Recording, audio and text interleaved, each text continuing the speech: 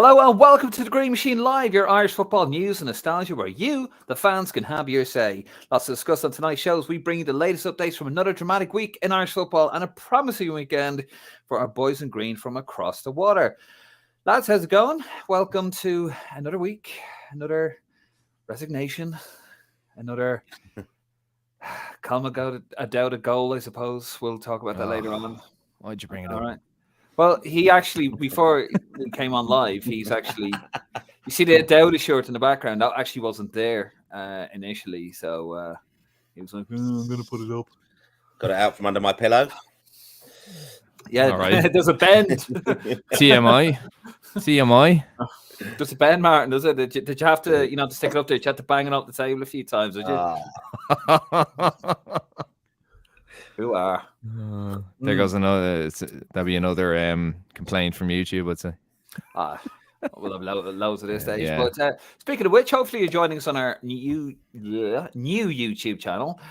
Easy for me to say. If you don't subscribe and you're not on it, subscribe. There you go. Go back on this at Lansing Road -GM. That's a YouTube channel. We're trying to get that off the ground. As always, with every other Green Machine Live, you can have your say. Leave a comment. Get involved. We will get to your comments at the end. Say what you want, as long as it's not illegal or abusive towards me. Lads, are we ready? Are we ready to see? Are we ready to get started with our boys in green? Yeah, I'm a bit nervous to get started just because, when we mentioned the inevitable goal scored by a certain Cardiff player, I'm just a little bit nervous for Martin's reaction.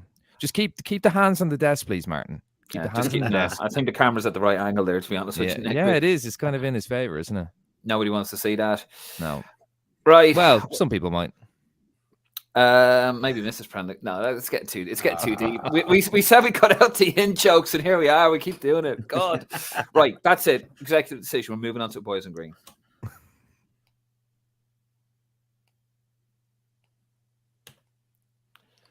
So we're going to go over to you, Nick, for another exciting edition of our Boys in Green. What gems, what nuggets do you have for us this week? Is it as depressing as last week?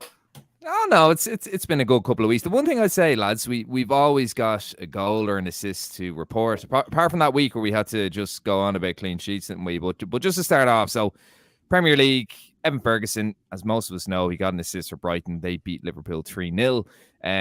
Apart from that, his performance overall was excellent. Really, really good. His hold-up play was excellent. His link-up play was fantastic. He is a player we've said we have to be very, very patient with, but it's very hard not to get excited about him. In the Championship, a couple of braces, actually. Mark Sykes, he got 2 goals for Bristol City. They beat Birmingham City 4-2. And in the same game, there's a guy called Jordan Graham. He's a winger for Birmingham. He's Irish eligible. He had represented us at underage level. He's kind of subsequently gone and played for England underage. He got an assist for Birmingham. Jeff Hendrick, Dave, I'm just skipping over Jason Malumbi for a second, but Jeff Hendrick, I know that Martin's going to be very excited in a couple of minutes, but how do you feel about this one? Because 2 goals for Jeff Hendrick. I don't know if you saw the second one, an absolute cracker. He scored against his old club, QPR, 2-2 draw. They were 2-0 up, actually, Reading, and they bottled that. But how are you feeling? Are you devastated to see Jeff Hendrick score, just like I was devastated to see Alan Brown score last week? Yeah, it's I didn't even bother sharing it on the page. Normally I'm like, yeah, so like no, I don't want to encourage him. I do not want him anywhere near the squad. Do you know what? Let's bleep that bit out. Jeff Hendrick did not score. We don't want Stephen Kenny to see this because we don't want him in the squad. So move on, please. Right, so bypass one. Jason Malumbi, a goal for West Brom. They beat Luton 3-2. Did you see his heat map, lads? His heat map from the weekend. Yeah, it was a big goat. A big goat. Yeah, they love him at West Brom. He's having a great season. That move's pulled off. Look, he's breaking into the team. I think since Steve Bruce has gone, actually, he's really, really come on. So, look, rough and tumble player. One of the first names in the team sheet for Ireland. So, great to see him actually getting a goal. Yeah, no, fantastic. Just moving on there as well. So, Ryan Manning, an assist for Swansea City. They beat Sunderland 3-1. Michael Obafemi again missing from the squad, but it looks like he is edging ever closer to a move to Burnley. Right, the next one. You ready, Martin? Yep. Callum O'Dowda Goal for Cardiff City in their 1-1 draw with Wigan Athletic. Will Keane scoring a last-minute equaliser for Wigan. Martin, have you cooled down since that goal? I mean, were you running around the house with your top off again, or how was it for you this time round? No, it's just calm. It's just feel very vindicated, and I've been saying a lot about him, and then Dave dug me out and said, "Well, that's what we were saying against Norway and all this kind of thing." But no, You weren't, though. Player. You weren't, you liar. You were. I was you talking about how safe and secure he was in the wing back position, watching every pass go backwards. He's got to be braver and stuff. He's overcoached in a way, and just too safe. And yet, when we went away to Malta, he was a lot more enterprising when he came on and was quite creative for us, if you think about it. So I would encourage everyone to look back at that performance when he did play very well. Against Malta. All right, it's against Malta, but we won against Malta. So, I know that, but I'm just saying, like he played a lot better, a lot more attacking, a lot freer. And that's what I want to see. And look, he's going to be in the Ireland squad. Yeah. Let's just get over it. He's got to. And he was actually name checked again by Stephen Kenny. By you? No, Stephen Kenny is in America at the American Coaching Association convention that was held over there recently. And he name checked again. He was doing a presentation, Stephen Kenny, about how he's evolved as a coach of Ireland and about the lack of wingers that he had. And when especially playing against England, he talked about low blocks and things like that. You know that stuff, Nick. Love it. But he did say about they had a lack of wingers now, and I think he so he went Callum wingers, no, let me tell you, had a lack of wingers then. Lack of wingers then. I'll tell you what, right? The reason why Martin wasn't running around and celebrating when Callum O'Dowda scored, because probably was probably fucking shocked, to be honest. He's doing all right. He's doing all right. In the squad, he's doing all right, and that's I think we that's want our players to do well, don't we? That's enough Callum O'Dowda credit for the next year, Martin. So we just have to hope he doesn't score again. But when he's in the squad, anyway, look, as we said, that you could probably snap that O'Dowda jersey in half. Right, Dave. Let's move this on. Where's my graphic? What are we on? Are we still on? Right. So as I mentioned there, because I don't want to mention that player again. Will Keane scored the equaliser for Wigan, who are now under Colo Torre. But anyway, and Conor Hourihane scoring for the second weekend in a row as Derby beat Cheltenham Town 3-2. He's great for scoring against those kind of obscure teams. And again, like we've mentioned how much Martin loves that player. We've mentioned how much you dislike Jeff Hendrick, Dave, but Conor Hourihane, another firm favourite of yours. So you must be delighted with his goal scoring form at the moment in League One against the likes of Cheltenham Town. Oh yeah, wonderful stuff. Yeah, really setting the world alight there. Jesus Christ. The worrying thing was he would have got into the squad the last time around. Wasn't it the fact that they would release him, which is just depressing stuff. But look, three goals for our fantastic midfielders, over the weekend. So it's form nonetheless. It's a lot of goals to report, which is good. It's a lot of goals, but I think naturally, the Evan Ferguson assist is the one that kind of grabs the headlines for all of us, really. And again, it wasn't just the assist; it was his overall play. We're right to be patient, but we're also right to get excited at the moment. So we'll enjoy him at the moment with this bit of form. Okay, we'll move it on to the transfers. Thank you for that, Nick. You did well there, son. 4 transfers so far. We had Anthony O'Connor. Yeah, sorry, this week. I do beg your pardon. Morecambe to Harrogate, free. Wow. Liam Delap. No, we won't. We won't mention that. Sorry, I know the in-jokes. There was a little bit of controversy on that. Apparently, it was mentioned that he was not eligible for Ireland, but actually turns out he is because his grandfather, his grandmother. Yeah, his grandparents were born in Ireland, yeah. So he's eligible. Yeah. So whether he picks us or not is another question. If he's any way decent, he probably won't. But no, he's exciting talent. You hope the dad have a word with him. But yeah, he is eligible for Ireland. But he's gone to Preston North End on loan, the graveyard for Irish players at the moment. Dara Costello's gone from Burnley to Bradford in League 2, which actually I went to see his debuts against AFC Wimbledon. We'll talk a little bit about that in Social Media Watch. But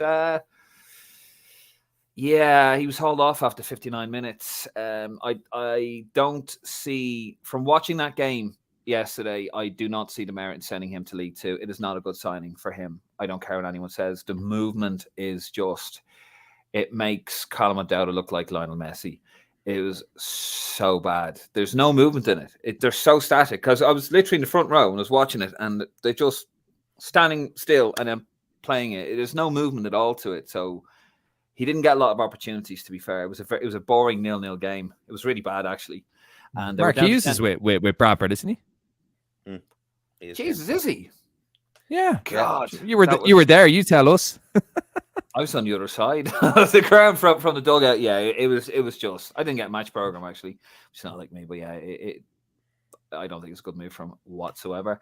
And the last one, Olamide Shapido, QPR to Lincoln City. That's another loan move there from the Oars. So, very interesting. Oh, and Martin, you were saying off air, Obafemi, is it done deal? Well, it's very close now, and I've seen a lot of stuff on social media about how, you know, about a £3 million deal is kind of very, very close to happening with Burnley, which would be a very good move for them, because considering they were being quoted like £10 million, and his wages are about £1 million a year, so geez, he's on good money. It would be a good move for him if he comes off. You know, he's 22 and he needs to be playing now regularly, and he's done very well with Ireland when he's come into the squad. And been starting now. He's our main striker now, so he does need to get regular football and be scoring goals for us and for the club he's going to be playing with. So I'm hoping this move comes off for him now. It's a bit of a weird thing that you're hearing, you know, the manager and him having close contact and chats and stuff, but ultimately he's still not picking him and playing him. So we need him to get this move. Fair enough. We're going to move it on there, lads. We're going to move on to our topic of the week, our discussion, and the big discussion this week involves the resignation of FAI chairman Roy Barrett, who announced last Wednesday that he would be stepping down. We have a quote there from Roy Barrett. Another tumultuous week for the FAI. No change there. And here is that quote. There has been an awful lot of good work being done, and I'm happy the organization, easy for me to say, is in a good place. I don't believe the people in my type of role should stay for a long time. I do believe in either boards or organizations regenerating themselves. Very wise, very sage words. A shame a certain Mr. John Delaney didn't see things that way back in the day. It's very true, though. It is very true. Not having to go. Yeah. Martin, your thoughts on this to get the conversation up and running? This is a bit out of left field, isn't it?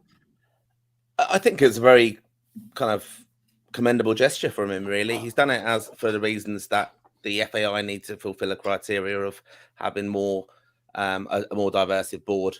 And he stepped down, said he was willing to do so. He's actually followed through with his words, so that we can get more female representation on the board. I think the legacy of him will be seen in many years to come. I've read a lot of articles on it, lots of feedback. He's done an interview with the press the other day. He really settled the ship, basically, after a complete shit show. And the financial kind of impact he had, that's what we needed to have. That was where it was all going wrong with the FAI. It was all about finance, wasn't it? And the irregularities going on.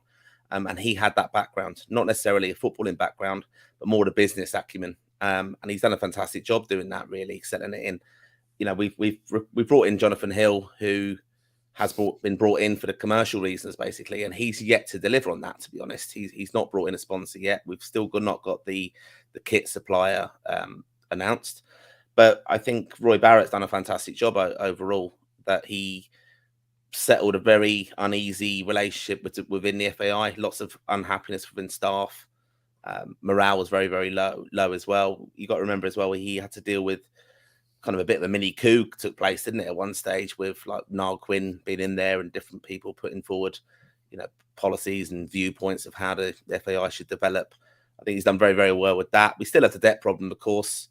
He had to liaise, obviously, with Shane Ross about the financial situation, get the backing. And I think it's interesting to see this week when he's left that he's chosen to kind of pull the kind of government financial situation and support of different sporting associations apart, because he's realistically highlighted that we're very, very underinvested by the government. Even though the government bailed out the FAI, we've not had a lot of investment in comparison to the GAA and other sports. And he spoke about betting levies and taxes and stuff as well, which would help associations. But I think the legacy will be seen to be in his favour.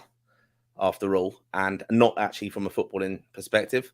And the other thing, he did support Stephen Kenny, and that's something that people are, from the footballing perspective, I suppose, are saying it's going to be a worrying time now for Stephen Kenny, in a sense, because if it doesn't go very well on the footballing side, Roy Barrett was a big backer of Stephen Kenny and awarded him that extra contract, in a sense, with Jonathan Hill. So I think it's I think he's done very well, but overall, I think it will be an uneasy time now for Stephen Kenny. He'd probably be a bit worried by him actually stepping aside. Yeah, what you make of it, Nick? Some very good points there from Martin. Obviously, Stephen Kenny will be a bit worried. You know, Roy did make a point about, Roy Barrett made a point about the betting levy.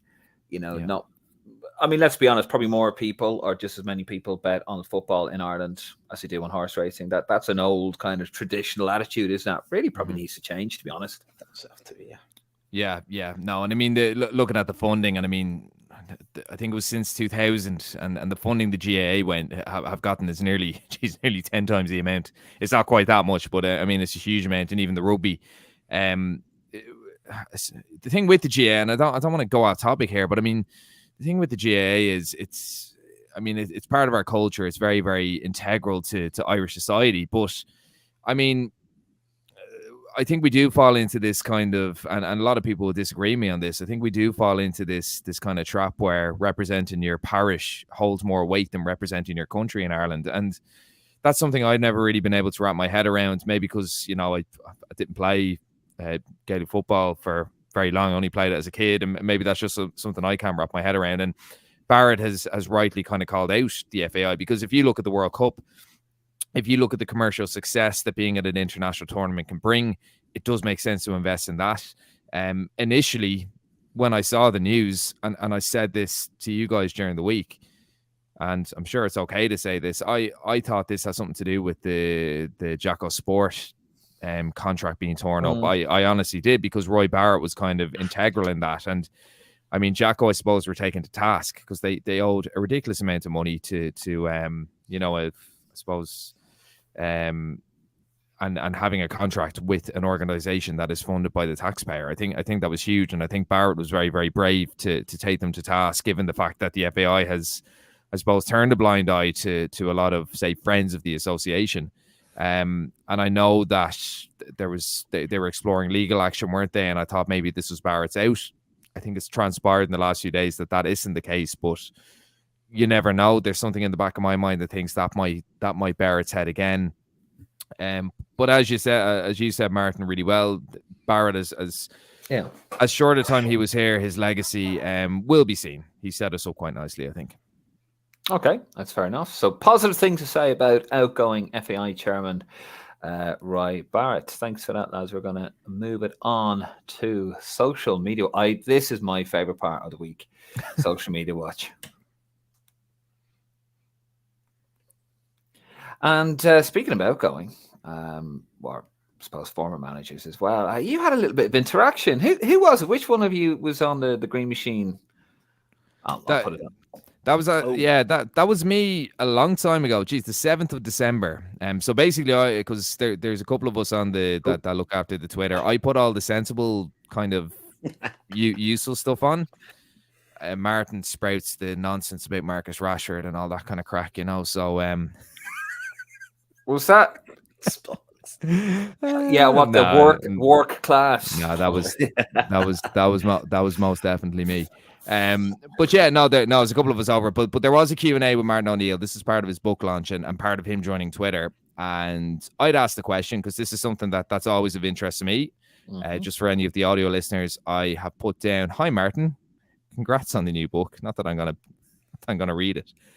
Did any Irish eligible Granny Rule players, and I just have in brackets, Jack Grealish aside, turn down a senior call-up while you were manager? Manager, Jesus, that's probably why it took so long to reply. If you see something spelled wrong, it's probably Martin.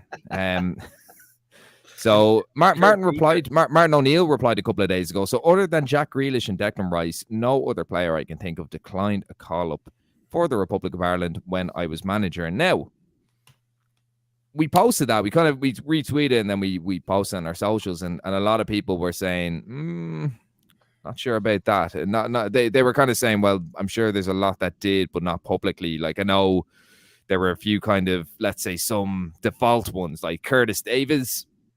I don't think he necessarily turned us down, but there was talk that he was thinking of declaring for Ireland, and then he didn't want to play for Martin O'Neill because I think they had a bit of a falling out of Villa, and then it kind of transpired that he just didn't really feel the link, and it was nothing to do with O'Neill. And then there was somebody else, Liam Kelly, who was with Reading. They kind of said, well, he turned down a call up because he wanted to play for England. I think that transpired fairly soon after. This was a good few years ago. That he just, I just think he was unavailable for personal reasons. So questionable one, but that's what Martin O'Neill has said to us. That's what he's gone with. Okay, we'll move it on there. So this is my picture, lads, from AFC Wimbledon outside the old Greyhound Stadium. It's looking well, and that's a really old school stairway up to the stadium, that isn't it? The old plough lane. But I actually tagged in Terry Phelan. He's actually inside on a mural, which is he? Yeah, I didn't put the photograph up of. I don't know why I didn't, but there you go. That's clever. But yeah, I said I thought I'd pop out to see a proper game of footy, and I put in Terry Phelan, and Terry responded. Now there we go, Super Dons. There you are. Friend of the pod. An actual friend of the pod. I really like what they've done with it, because I used to work across the way. I was a transport manager, / supervisor. Did a job of manager, got paid as supervisor, but anyway, not bitter about it. And you tell us more, David. No, that's a whole other podcast.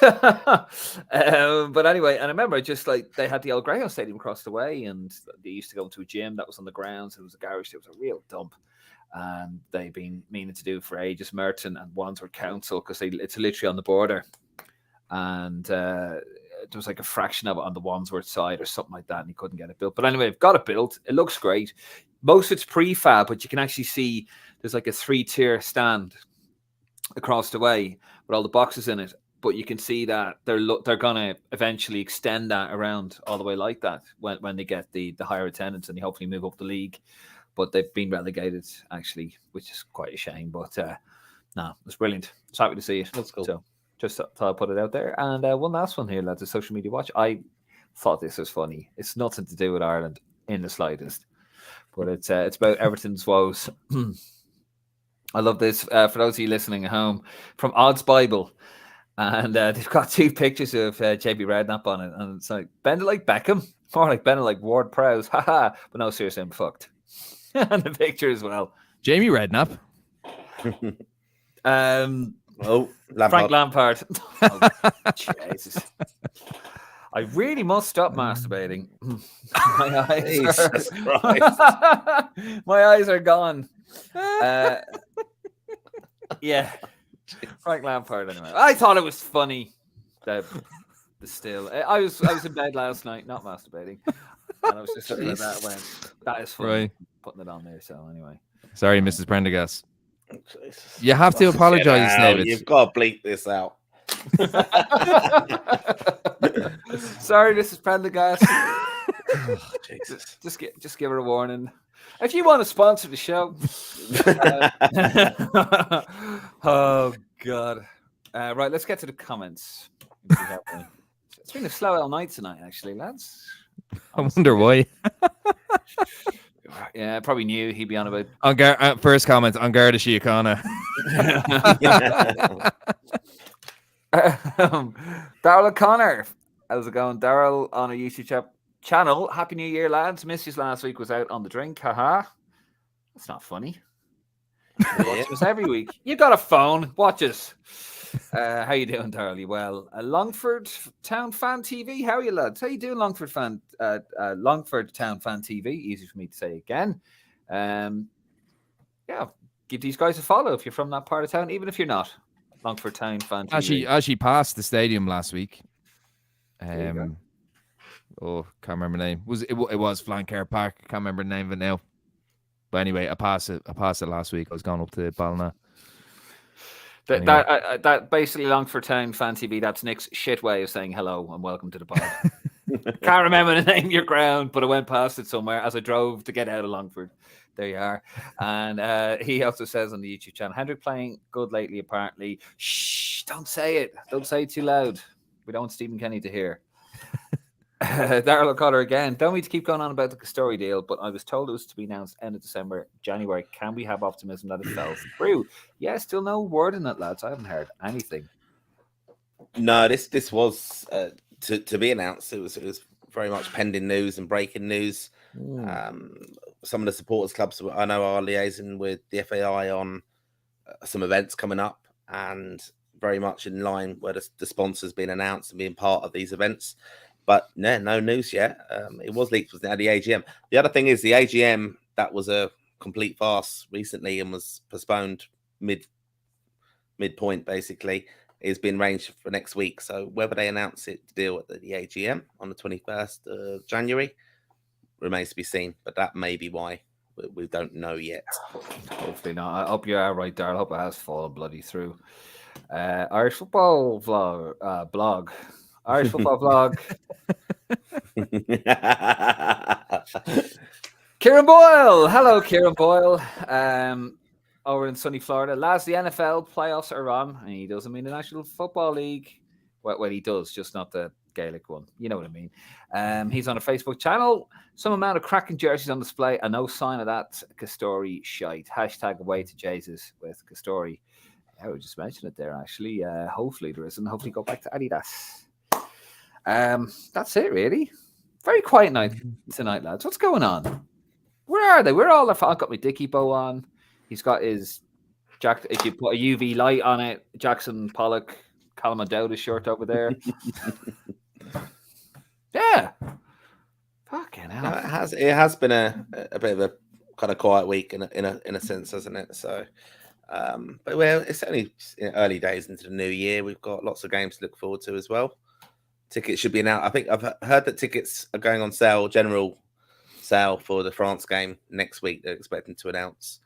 That might be of interest to some people who are not season ticket holders. I'm sure it will be. and of course the Latvia game as well. So hopefully they block. You know, I really hope they're smart and they actually make sure that you have to buy both of them together. That's what I did. They used to do that a lot, didn't they? But it still didn't really work because they work with the duo deal they used to announce it as. If they're smart, they do that. I would actually say do that because all the Mbappe fans be out in force. And then if he gets injured, they'll all be going to see Latvia instead. Although it's interesting, isn't it? France, like, they're dropping like flies, aren't they? Some of their players, they're pulling. They don't want to come to Dublin, so which is good. So Mbappe, if he does want to, maybe he does need a break for about 3 or 4 months. He deserves a break. It's like Haaland. It's like when Haaland needed a break in November. Didn't make a difference, did it? They still fucking bet us. Yeah. Yeah, they did. Well, that's because they had fucking Callum O'Dowd playing as a wing back. That's why they beat us. I'm blaming him on that. I don't care. 2 more comments, lads, then we're going to move it on. Kieran Boyle again. Are people falling into the overhype around Evan Ferguson like they did with Aaron Connolly? Yeah, we probably are, to be honest with you, Kieran. I think the big difference there is, and we mentioned it last week in depth, it's the mentality. It's the narrative of their mentality. Yeah.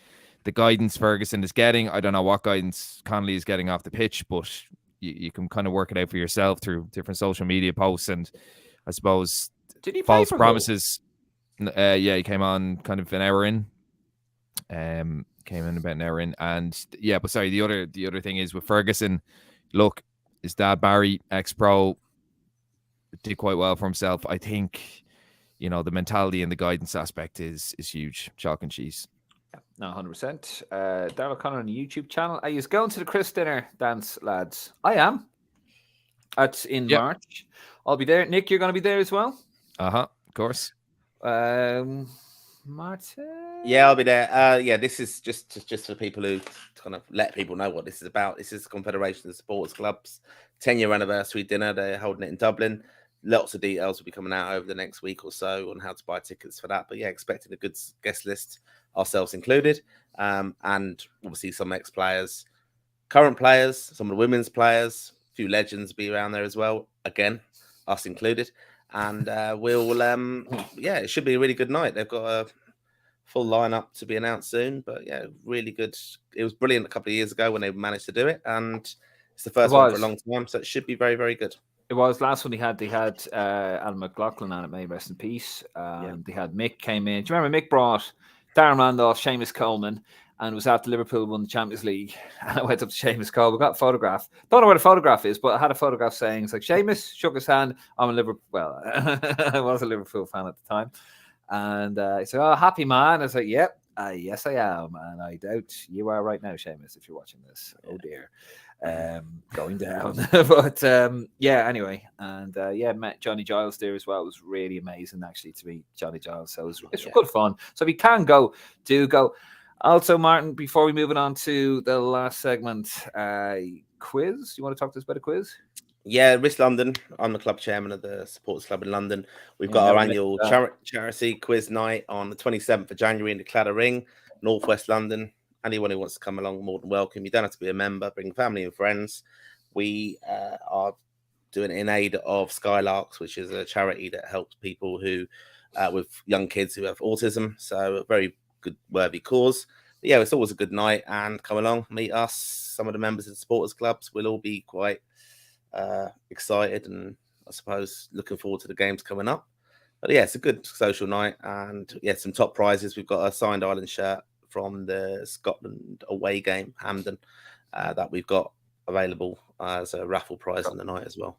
Nice one. So if you're in the London area, you'll see it in Lansdowne Road. You'll also see in the Risk Facebook page and the Risk website. Just put in Risk London. You'll see. Just if you're in doubt, just put in Risk London. It'll come up now. A good crack. I won't be at it because Martin didn't give me enough notice. But there you go. What can I say? So definitely come. So definitely come. Anyway, social media watch.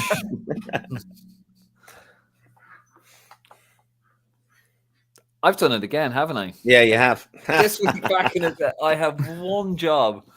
This week back in the day. Right. The clip we have chosen for you is on the 9th of January, 2006. A certain manager, a certain ex-Irish player was unveiled as the gaffer. I'm the boss. I'm the gaffer. And at the end of the day, whatever I say goes.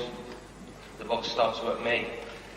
And I will use Bobby in whatever role I see fit. I don't think enough time will go past and that will ever age well. Will it? It is so bad. Loved him as a player. He was actually my grandmother's favourite player. Yeah, I mean, now you're going to get comparisons with Stephen Kenny and him, but he has to be. No comparison. No.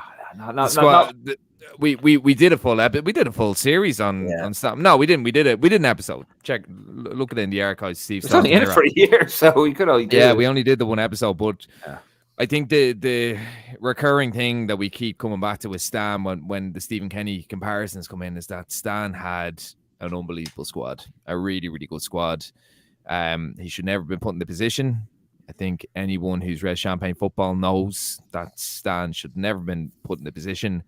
Bobby Robson himself probably shouldn't have been put in the position. No. And there were other alternatives at the time. And again, it was a massive folly of the FAI rather than Stan himself, I think. Yeah, I remember at the time, don't know about you, Martin. I remember the time Martin Ronnie Whelan turned around and saying, I think Dublin's a buzz now because we got rid of Brian Kerr basically. And we have the passion back. I don't know where that was coming from. I wasn't buzzing. I was like, really? How did you feel? That was the buzzword, wasn't it? Then around then, our passion, and he's going to bring back the old physios, the old kit men. It was all going to be a return to, I just think the legacy of it's very sad. Actually, we did have an incredible squad at the time, and it was just a silly giddiness of it when, you had him. Him and Robbie Keane giggling away in press conferences like they were best pals and like schoolboys, basically. So it was just unprofessional. I think it was just a very unprofessional kind of time. Yeah. Love Stan as a player, though. And I think it's probably a little bit harsh on his legacy that people will tar him reputationally on the managing thing. I think we have to forget that, really, and look back at what a brilliant player he was. Yeah. And what he did. Yeah. No, I agree. It was like a teenager running the household for a weekend. It was really, really bad stuff. But anyway, lads, that's all we have time for tonight. Be sure to subscribe to our YouTube channel whenever you get your podcast, and to follow us on Twitter, Instagram, and Facebook, which is all in our bio. Thank you so much for supporting the podcast, and we'll see you next week.